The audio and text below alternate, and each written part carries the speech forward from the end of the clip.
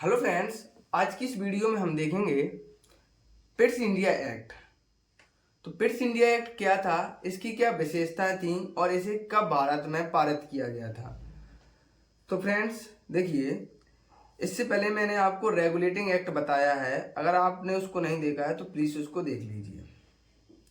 तो Pitt's India act के बारे में पढ़ने से पहले थोड़ी इसकी बैकग्राउंड समझ लेते हैं कि क्या था। जैसा कि आपको पता है, 1773 में रेगुलेटिंग एक्ट आया।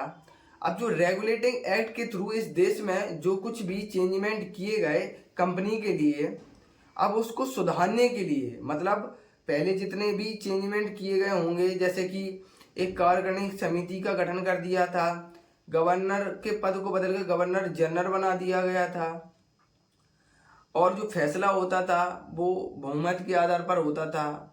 इस तरीके से जो पहले जो नियम बनाए थे, अब उनमें परिवर्तन करने के लिए सन 1784 में पिट्स इंडिया एक्ट को इस देश में पारित किया गया ब्रिटिश संसद के द्वारा। तो ब्रिटिश संसद के द्वारा सन 1784 में पिट्स इंडिया एक्ट भारत में पारित किया गया।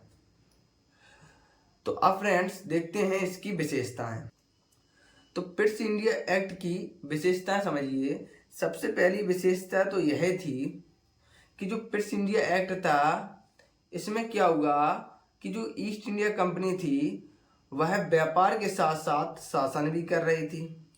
तो यह एक्ट इसलिए लाया गया, इस एक्ट के थ्रू या इस एक्ट के तहत जो कंपनी के व्यापारिक कार्यों को तथा राजनीतिक कार्यों को पृथक करने के लिए यह एक्ट लाया गया था। दूसरा पॉइंट था कि जो व्यापारिक जितने भी व्यापारिक कार्य होंगे उसकी देखरेख के लिए एक कमेटी का गठन किया गया, जिसे कोर्ट ऑफ कंट्रोल बोला गया, तथा इसी प्रकार राजनीतिक कार्यों के लिए, राजनीतिक कार्यों को देखने के लिए या राजनीतिक गतिविधियों को, जितने भी गतिविधियां होंगी उसको समझने के लिए, उसको देखने के लिए एक बोर्ड ऑफ कंट्रोल का गठन किया गया। इसी प्रकार तीसरा पॉइंट यह है कि पहले जो कार्यकारिणी समिति थी, जो कार्यकारिणी समिति बोलिए या परिषद बोलिए, उसमें 4 सदस्य थे और फैसला कैसे होता था, बहुमत के आधार पर होता था। लेकिन फ्रेंड्स इस एक्ट के तहत अब इस कार्यकारिणी परिषद में केवल 3 ही सदस्य रह गए और जो फैसला होगा वह निर्णायक होगा केवल गवर्नर जनरल का। मतलब जो गवर्नर जनरल जो कहेगा उस फैसले को सर्वोपरि माना जाएगा इस एक्ट के तहत। ठीक है। और चौथी विशेषता यह है कि यह पहला एक्ट था जिसके थ्रू इस देश में द्वैधी शासन लागू हुई। तो ये कुछ पॉइंट थे पिट्स इंडिया एक्ट से रिलेटिव। अगर आपको ये एक्ट समझ में आया है, और इसके बाद 93 में चार्टर अधिनियम आया।